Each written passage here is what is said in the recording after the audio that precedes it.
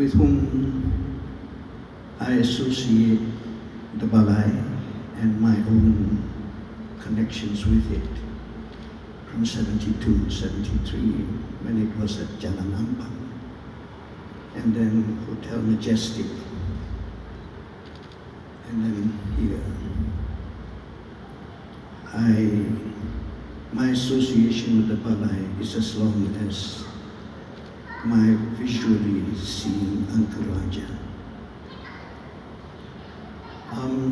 There are many things that Hanim and Beverly have already mentioned, and I'm thankful for that, which releases me to say some other lots of things.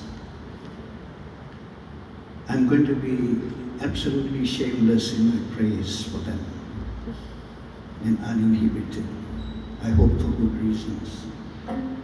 And in all these matters, this is a very happy moment, personally and publicly.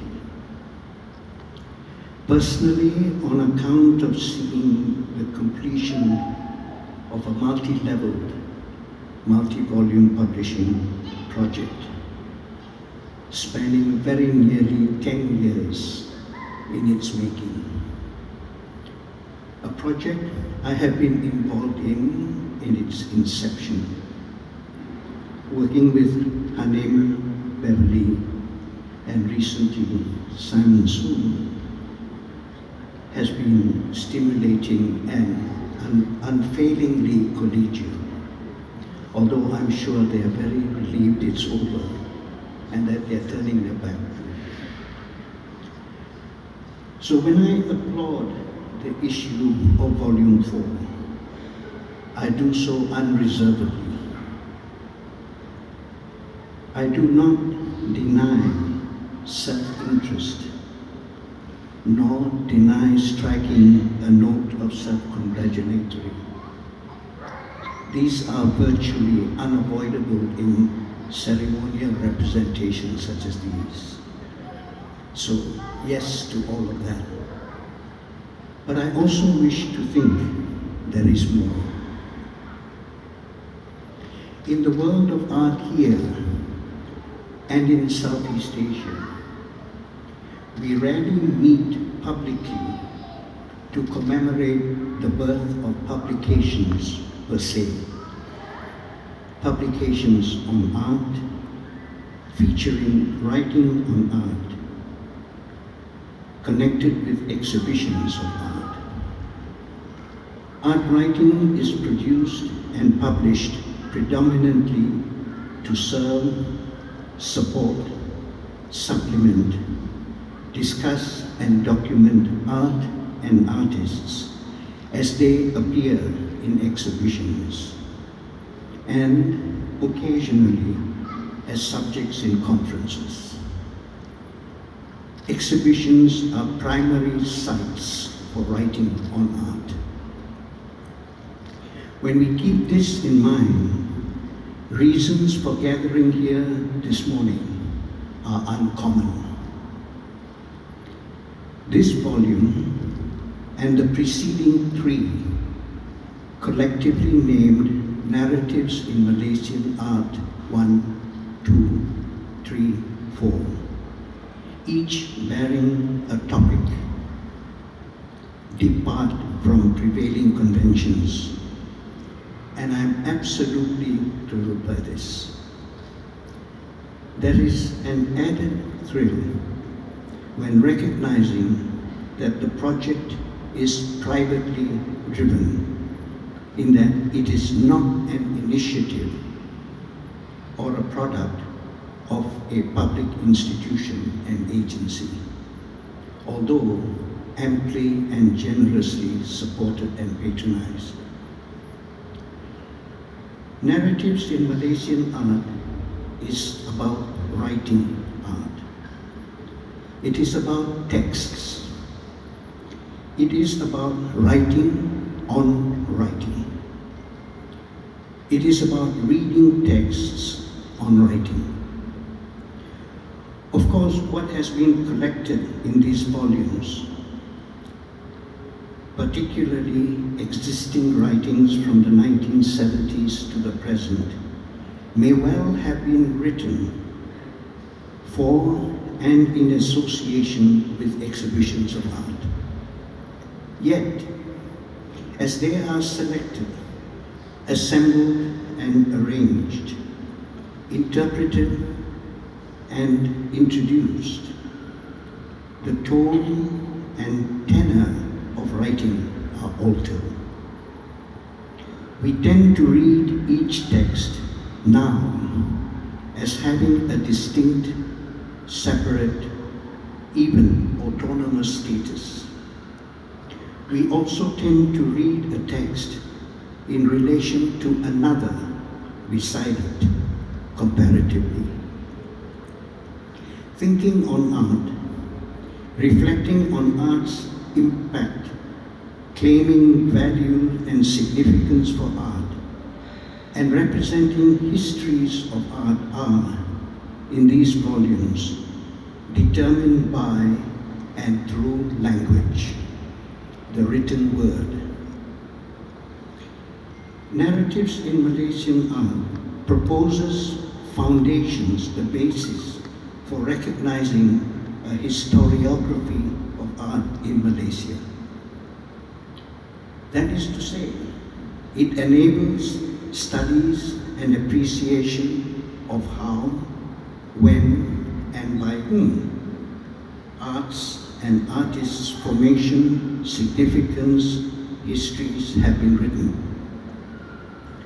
It is also to say that there is now anticipation that writers on art will feed off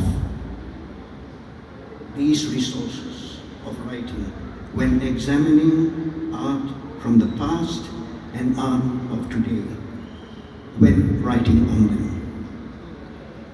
It is also to say there are anticipations that writing will emerge from reading prevailing writing and writing on these readings.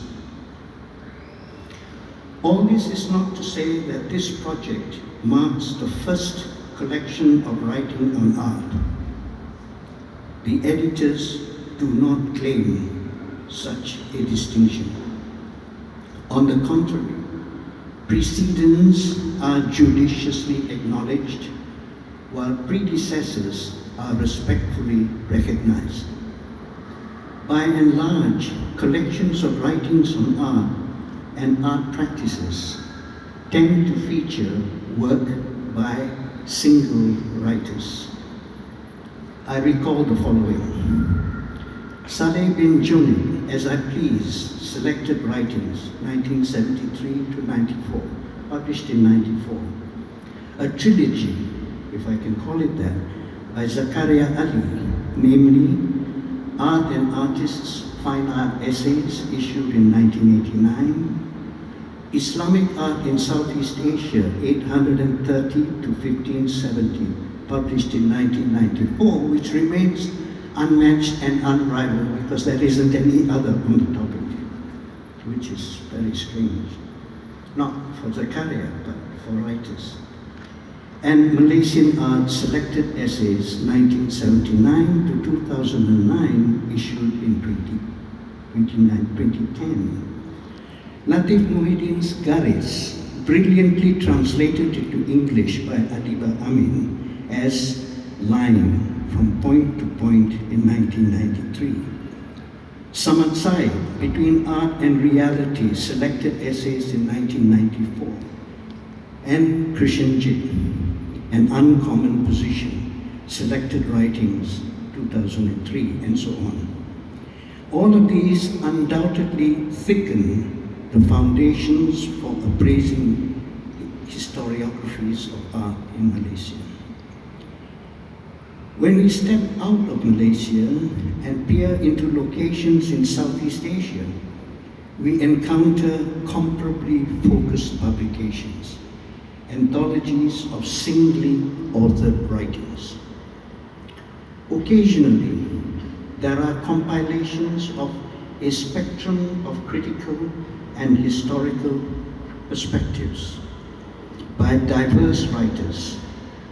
One of the earliest is titled Philippine Modern Art and Its Critics, issued by the UNESCO National Commission of the Philippines in Manila in 1972. Carlos Romulo, in his preface to that edition, says that it is the first bird's eye view of the state of art criticism in the country. End of quotation. Occasionally also there are republications of existing writings dealing with the region's art, seeking to prospect Southeast Asia as a field for art critical and art historical studies. In and of itself, that is to say, imagining and looking at Southeast Asia as a region for art is not new. What is new is interest in the modern in Southeast Asia and the contemporary. I cite two. In 2015, the Office of Contemporary Art and Culture, Bangkok, issued the following. This is the title: An Anthology of Southeast Asian Modern and Contemporary Art. Simon has one of his essays republished in there. Edited by Gritia Kawiong and Manupon Luengan. Consisting of texts written from the mid-1990s to the present in the English language by a number of writers from various sites, all translated into Thai in this volume. It's a monumental undertaking. In 2017, the Japan Foundation published a selection of essays on the modern in Southeast Asian art, written chiefly from the 1990s onwards, titling it Shaping the Histories of Art in Southeast Asia. The decade of the 1990s was nominated in that Japan Foundation publication because it corresponds to Japan's interest in and representation of the modern in Southeast Asian art, especially as collected and published in the Fukuoka Art Museum. Have I abandoned Balai and Naratif and Narratives in Malaysia? Not really, at least I don't think so. I mention what I mentioned to suggest the milieu for receiving this volume and the entire series. As with the Office of Contemporary Art and Culture in Bangkok and the Japan Foundation, Narrative casts its net historically, reeling in texts that have been written and inserting new writings as commentaries on what there is. Unlike the Japan Foundation and the Office of Contemporary Art Bangkok, Narratives is firmly cited nationally, i.e. Malaysia and Malaysian. Nations and the national are not completely absent in the Japan Foundation and Bangkok initiatives. They are complicatedly and at times uncertainly interwoven with transnational connections and regional aspirations. The scope and compass of Narratives in Malaysian art sets it apart from any of these I have mentioned and from any current publication that I know of. Spanning 4 volumes, 40 years of writing is scrutinized, translated when need be, edited, topically consolidated, introduced and commented on, and represented with tremendous generosity.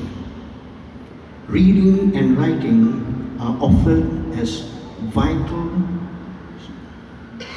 continuing practices for proposing value and significance in art that is modern and to some extent contemporary. I do not know of any other publication that comes anywhere near it in these respects, and I am an avid bibliophile. A little earlier, I remarked that a publication such as this anticipates writing as emerging from reading existing writings. Such anticipations are vindicated in this volume that is being launched. The editors say that it, and I quote, addresses the impact of the work of art historians and writers and curators and those actively involved in bringing art to the public and how we perceive art in Malaysia today, end of quote. In a section subtitled The Writing of Art History, Looking Back, edited by Simon Soon, there are 6 texts, each spurred by reading a particular publication. In my view, it encapsulates the enduring reception and pertinence of narratives in Malaysian art. 1, 2, 3, 4. I end my ruminations by enlisting another voice. I have enlisted other voices, but this one particularly, whose life and work are presently installed in these premises. Ismail Zain has consistently written on demands made when writing on art and on reading such writing. He concludes his most coherent meditation on art historiography by endorsing writing as a defining practice in the modern and of the importance of texts for discourses of art. This is what he says, and I quote, "Modern aesthetics needs texts. Modern aesthetics needs a literate approach to stimulate discourse and to preserve discursive models, both for the retrieval of information and for continuing a basis for further theorizing. The existence of texts that are accessible on a regional basis is a prerequisite for aesthetic development in the region." End of quote. The region is Southeast Asia or ASEAN. It is invoked in this instance as the paper he reads is at the inaugural ASEAN Conference on Aesthetics in Kuala Lumpur in 1989. By the way, it, titled Towards an Utopian Paradigm, a Matter of Contingencies and Displacement, is published in Volume 2 of Narratives in Malaysian Art. The editors have not missed a beat. Ismail would have applauded, in my view, narratives in Malaysian art. I do too, wholeheartedly. Ladies and gentlemen, I give you Volume 4 and all of the narratives in Malaysian art. Bravo. Thank you.